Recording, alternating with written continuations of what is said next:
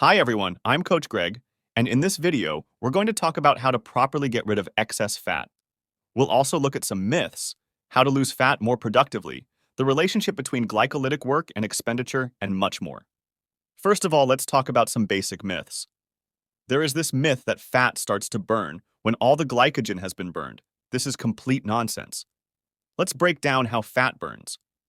From the fat depot, fat enters the bloodstream and is broken down into free fatty acids, which the body uses for its own needs, such as the production of hormones, as well as energy. Fat as a source of energy in the body is consumed constantly, but in small amounts, and this is worth remembering. That was the first myth. The second myth is mostly told by nutritionists. They say a person needs to eat a certain amount of fat. Fat is known to be the most caloric. If you take from fats, proteins, and carbohydrates, that is, first of all, you need to cut your diet at the expense of fats. But that's assuming you have enough body fat, which is from 20% body fat. But if you have less than that, this rule doesn't work for you.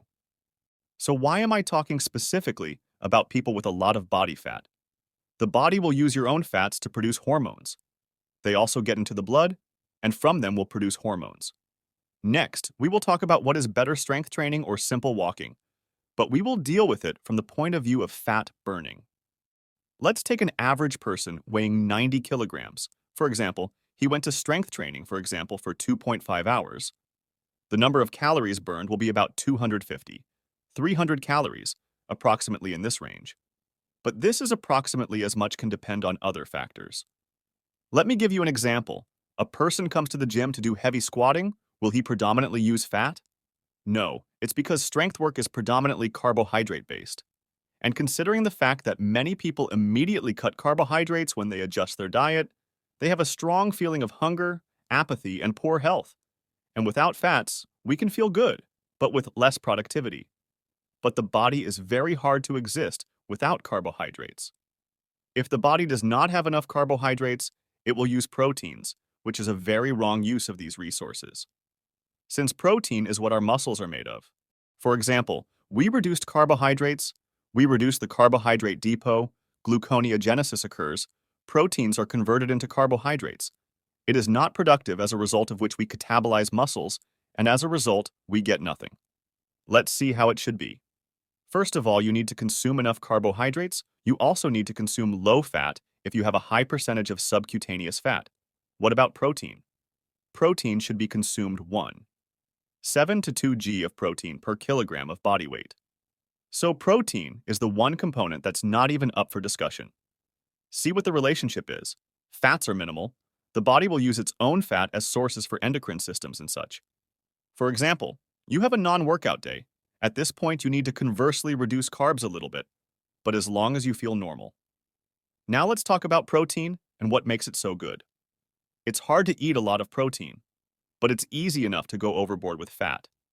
And this fat will obviously not be fully utilized because it's quite a long process. Fats have a high energy value. As a consequence, a person does not have time to consume fats and he starts to get fat. Well, if you eat too much protein, gluconeogenesis will occur. Assuming that there is a lot of protein, the body will start converting these proteins into glucose. And if there is too much glucose, only then it will turn into fat. So how should you train during the fat loss period? If you are only interested in losing weight, you should train on micro weights.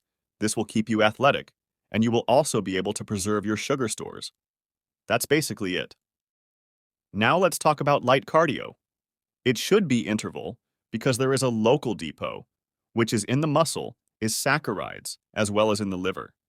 So if you did cardio for 10 minutes at a pulse of 110 beats per minute, you burned 120 calories, after which you should go to train the upper body and give your legs a rest, for example, go to train your arms or shoulders, but training at this point should be easy.